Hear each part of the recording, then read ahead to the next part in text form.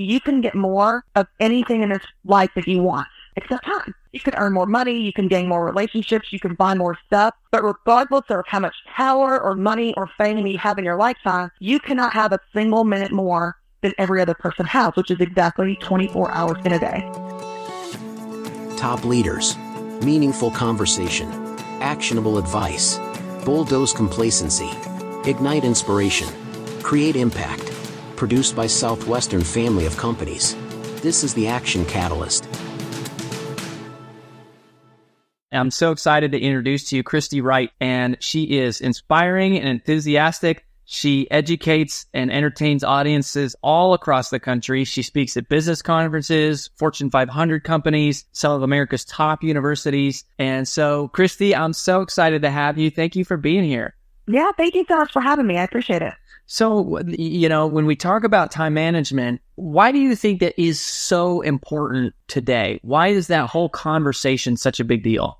Well, it's been interesting in the last few years and speaking on this topic, is it's such a pain point for people. This is something that we are struggling with in every industry, every demographic, every age, every generation. It doesn't matter the gender or anything. We're all struggling with how to deal with our time and how to manage it because we never seem to have enough for everything that we want to do.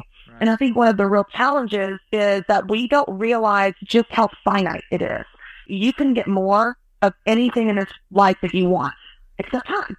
You can earn more money, you can gain more relationships, you can buy more stuff, but regardless of how much power or money or fame you have in your lifetime, you cannot have a single minute more than every other person has, which is exactly 24 hours in a day.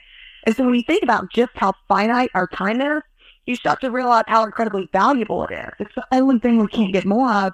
So it's that much more important that we really make sure we're putting it in the best places, the right places, and using it in a way that's going to be the most effective for what the results we want to get.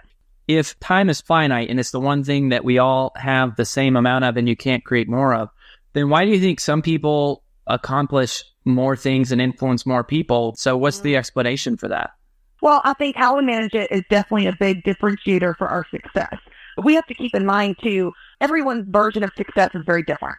So someone that is a high achiever will have different goals than someone that is, say, who just wants to have a small, peaceful, live in a small town and not have accomplishments or accolades, and they value different things. And so our version of success will really determine how we handle our time. But because time is so finite and we all have the same amount, then how we handle that really determines our ability to be our version of successful. And so whenever you look at it that way, you start thinking, okay, how can I manage this in a way that's going to get me to the results that I want to get to? And what's interesting is there's a great quote by Warren Buffett where he says the difference between successful people and very successful people is that very successful people say no to almost everything. And I would say, to answer your question, what's the difference between our ability to be successful with our time? It really comes down to our ability to say no. Because when we can't say no to things that, demands and opportunities and guilt trips and things people try to suck us into, then we live our lives for other people. And we don't end up intentionally creating it on purpose, creating a schedule on purpose proactively to get to our results. We're achieving everyone else's results. And so I think it comes down to the ability to say no and whether or not we're going to use that time in the way that we want to reach our goals. So, when it comes to saying no, and I really think about that, a lot of times we know, we get asked to do something, we really don't want to do it, and we feel this guilt. What would you say to somebody who struggles with, saying no and the guilt or the fear that they maybe feel to go, I really want to say no, but I'm having a hard time doing it? I think the reality is that we have a tendency to believe that somehow we can please everyone. And I know that we intellectually understand that we can't, but we still try to. And that's where that guilt comes from, wanting to say yes and please that person versus do the right thing and say no when it's not the right fit for you. But the reality is that we can understand that you will always disappoint people because your time, your money, and your energy are finite. You're always going to have to make choices. And so leadership is really about making the right choices. And when you realize that you're going to disappoint people, in leadership, you will disappoint people. That is a fact. But the key is just disappointing the right people. And if you have the discernment to understand, I'm going to say yes to this situation because this is the right decision for me and for my business and what I'm doing, my goals, then you have a little bit more confidence in order to say no to that person because you're focused more on your yes. This is so that I can say yes to this thing versus just feeling the guilt of saying no to this other person. But really, I mean, all leaders and everyone in general, we want to make people happy. We don't want to disappoint people. But I think if we realize that we're saying no in order to say yes to something better and something more right for us and get focused on the yes, then that makes it a little bit easier to do that. You need to decide in leadership, do you want to be popular or do you want to be effective? Because you can't be both. And you could be popular and try to make everyone happy and say yes to everyone and try to be everyone's friend, but you're not going to be effective. And if you're going to be effective, sometimes that involves saying no and doing the right thing for the greater good of the business and the goals and the proper and yourself personally. But that leads to a more effective leader, possibly less popular at times, which is hard, but in the long run, everyone will benefit when you're more effective. Yeah. So how do we avoid overcrowding the schedule? Well, it's a temptation for a lot of people because it's just so normal in our culture. As a culture, we are maxed out. We're maxed out on our credit cards. We're maxed out our time and our commitments. We are burning the candle at both ends. And this is just a normal day-to-day where people stand around the water cooler and talk about just how little sleep they got that night before, almost like it's a badge of honor. Yeah. Of how hard we work, how long we work, how much we have going on, how many errands, etc. But the reality is that's not what leads to a productive or even fulfilling life because it's not sustainable long term.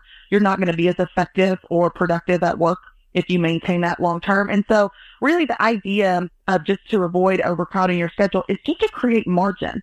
So you want to create pockets of time, and it's not a prescription of it has to be this amount of hours, but you need to have some margin and some cushion in your time, just like we teach people with the bank account. You don't want to live paycheck to paycheck. You need some cushion and some savings and some margin to fall back on.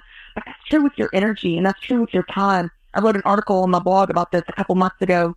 But what if we just treated our schedule and our energy a little bit differently, where we stopped before we were completely burnt out, exhausted, where we carved out moments of time, whether that's an hour or 20 minutes or an entire day, where we didn't allow any commitments to come in, and then we were able to focus on rest and recovery and hobbies and time with our families.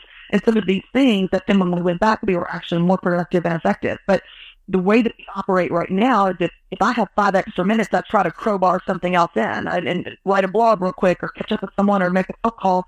And it's like, we don't have to operate that way, and we'll actually be more effective if we can create some space and margin. It doesn't make sense logically because we think, I could be getting more done. But essentially those pockets of time is what's going to enable you to be more effective long term and be more sustainable for the long haul in leadership when the demands are going to continue to increase. You can't be creative when you're exhausted.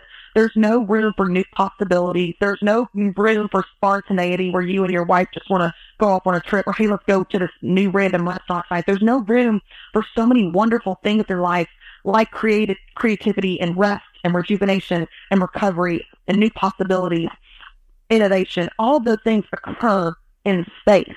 And so if we never allow there to be any breathing room or space, then we're missing out on all those awesome things in life that also enrich our business and ourselves personally. Mm-hmm. So you talk about boundaries. What do you see as the connection between boundaries and your calendar? Well, I think when you set a boundary, and these aren't absolute, it's guidelines, but when you set a boundary, it really helps you decide in advance. And when you make decisions in advance, it takes away so much of the mental angst of trying to decide in the moment. Every single time an opportunity or a request comes up where you've got that pull of, I want to say no, but I feel like I need to say yes, and you've got this mental anxiety going on.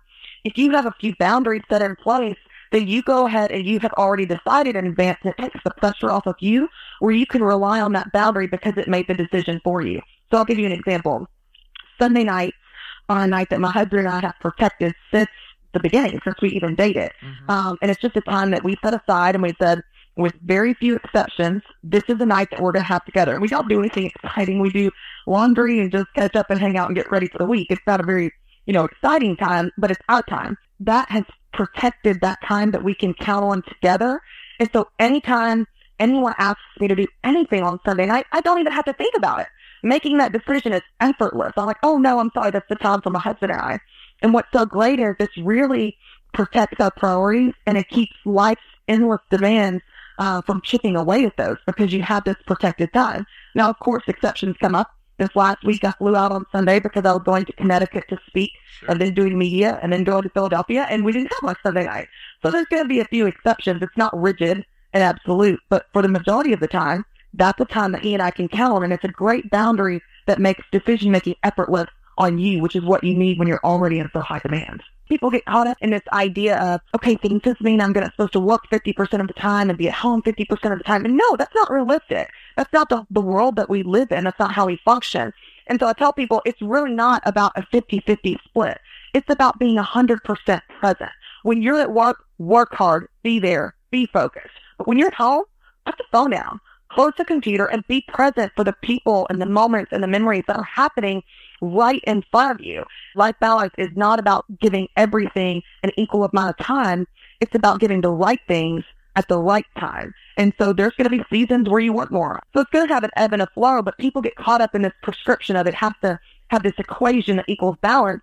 No, it's really not that. It's really just carving out time for the right things for you and giving them attention at the right time in your life when that makes sense. So, one of the things that's just heartbreaking for me is when people, they have kids and they feel so like helpless, like, oh my gosh, how do I keep up with the spouse and my job and I have kids and all this sort of stuff.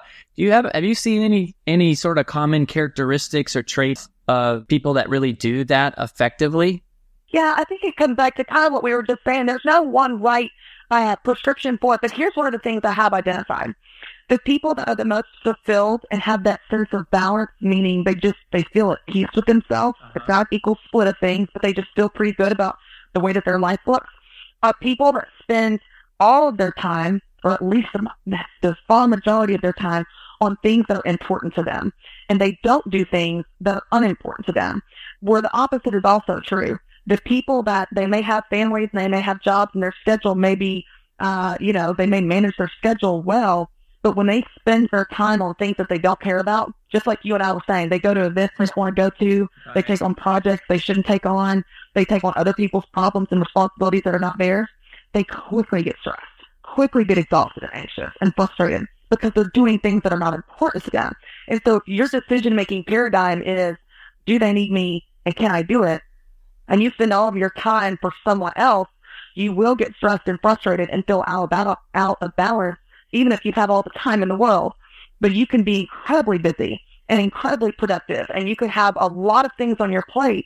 But if those things are all important to you, then you have a little bit more sense of balance because you're not wasting time just trying to fill everyone else's needs and pleasing other people. You know that what you're doing actually gives you energy and joy because you chose that on purpose versus reacting to someone else's demands of you.